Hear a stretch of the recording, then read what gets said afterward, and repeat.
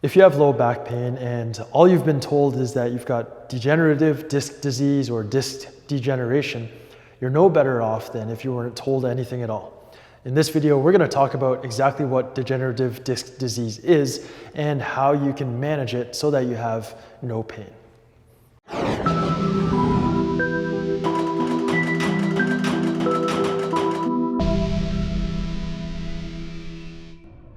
Hey, it's Coach E here from Precision Movement, and welcome to another video where we'll be talking about degenerative disc disease.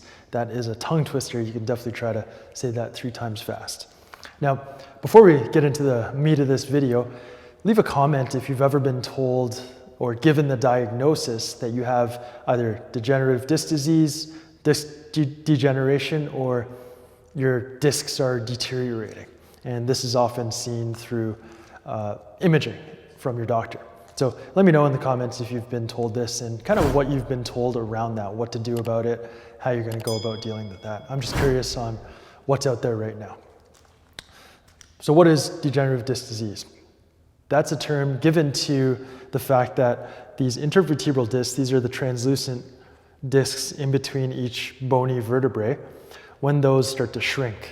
Okay, as you can see, the discs in the lumbar spine, they're maybe about just under 1 centimeter high, or for you Americans, maybe 3/4 of an inch, or no, maybe quarter inch high. And then in the thoracic and cervical spine, they get progressively shorter. Degeneration occurs, the thing is, degeneration occurs naturally as we age. So people in their 20s who don't have any issues compared to people in their 90s will always have shorter discs than the younger people, okay? This is because over time, these discs, they're fibrous, cartilaginous tissue. Often use the analogy that they're like a jelly donut filled with jam inside. They're filled with fluid. Just over time, all the forces going through the spine, walking, jumping, bouncing, lifting weights, they squish those discs and it loses some of the fluid and they get shorter. So this is a natural phenomenon over time. The thing is, when you've been given the label, especially if your doctor has called it degenerative disc disease, you think of it as something that only the medical establishment can fix and address. It's like, oh, I have a disease and now I've got to do what the doctor is going to tell me, which is typically pain meds and or surgery. But that's not what we're all about here, and we're going to talk about how you can avoid those modalities. So how does degenerative disc disease occur? Well, there's the natural phenomenon, but there's things that we can do that accelerate it. One, for example, is poor posture. So let me give you an example. Somebody's got poor hunchback, excessive thoracic kyphotic posture. So they're rounded in the thoracic spine here. What you're going to see is, because of this position, there's more pressure on the anterior aspect of these thoracic discs. And those discs that aspect of the disc can start to deteriorate. If you get a herniation, fluid can get pushed out, and then that disc height will go down. That's one thing that can happen. But oftentimes the thoracic discs aren't affected by this, or because they're not very high, so not much can be done to get them even shorter. However, the lumbar spine is more susceptible to this. Poor excessive kyphosis can affect the lumbar spine, and here's how. When you're rounded forward at the thoracic spine, the lumbar spine often, not all the time, but it often compensates by going into extension. So you get excessive lordosis of the lumbar spine.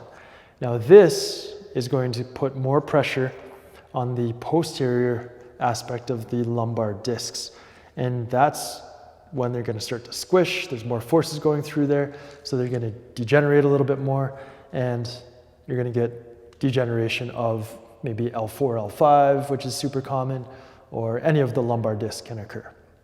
When that occurs, you decrease the space in between the vertebrae, and then the nerves that are coming out in between that little space, called the foramen, those can get pinched. That's when you get into issues like sciatica, piriformis syndrome, tingling down the leg. Those types of things occur when that nerve gets pinched. So what was the root cause in this case? In this example, it was the posture up here, up high in the thoracic spine. So if you're just doing core exercises, if you're just doing sciatica nerve flossing, that might be helpful. But until you address the thoracic spine posture, which will help you to alleviate the excessive lordosis, you're never going to get to the root cause, and you're always going to be fighting an uphill battle. Okay, and this is just, again, this is just one example. This doesn't apply to everybody who's got degenerative disc disease.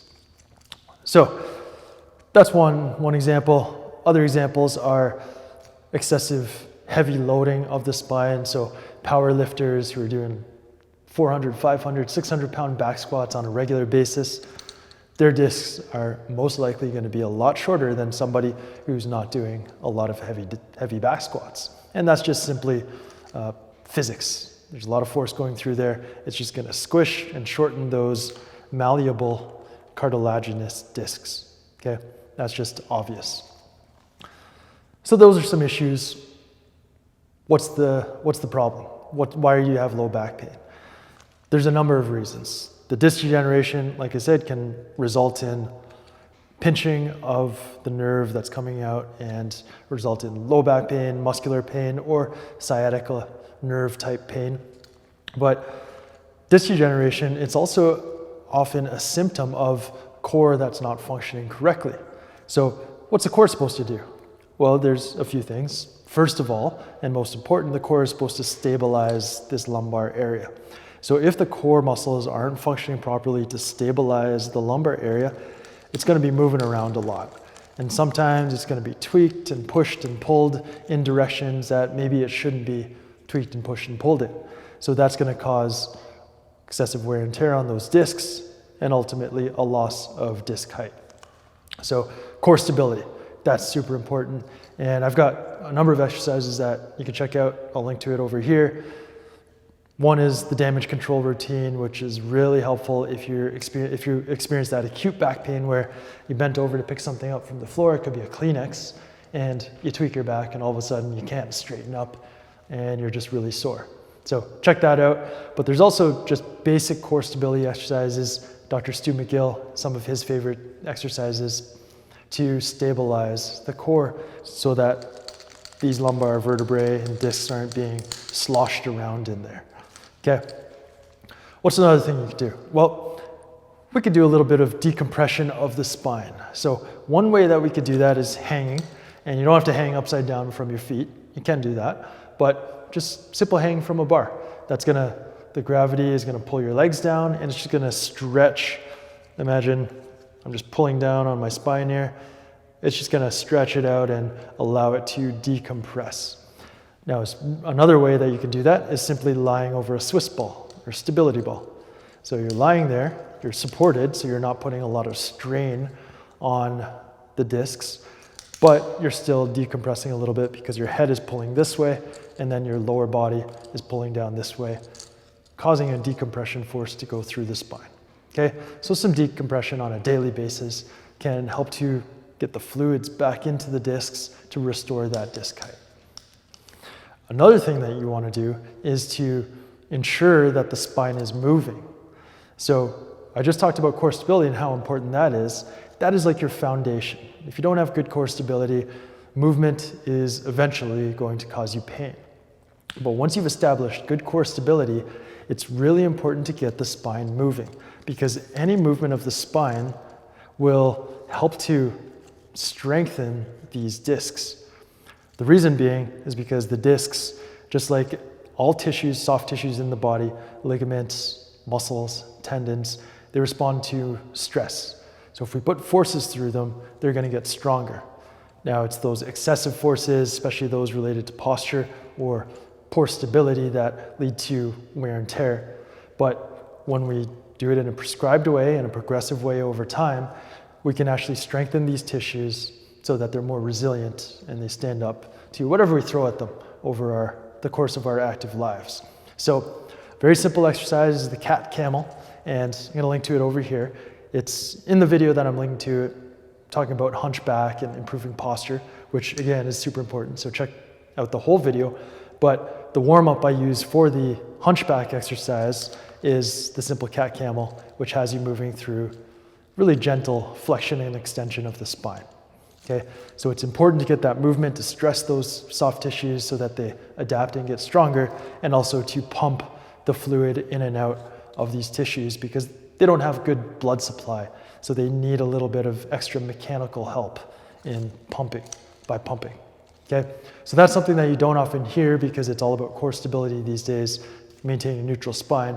But once you've established that foundation of core stability, and if you had any pain, those tissues are no longer sensitive or irritated, then it's time to move towards dynamic movements of the spine.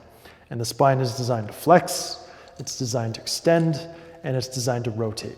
Okay, so we've got to maintain, and if we've lost them, restore those fundamental movements. All right, so that's what disc degeneration or degenerative disc disease is all about. It's not a life sentence.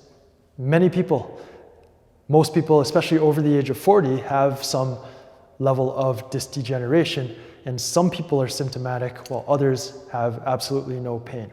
And the difference between the two is often posture, movement patterns, core stability.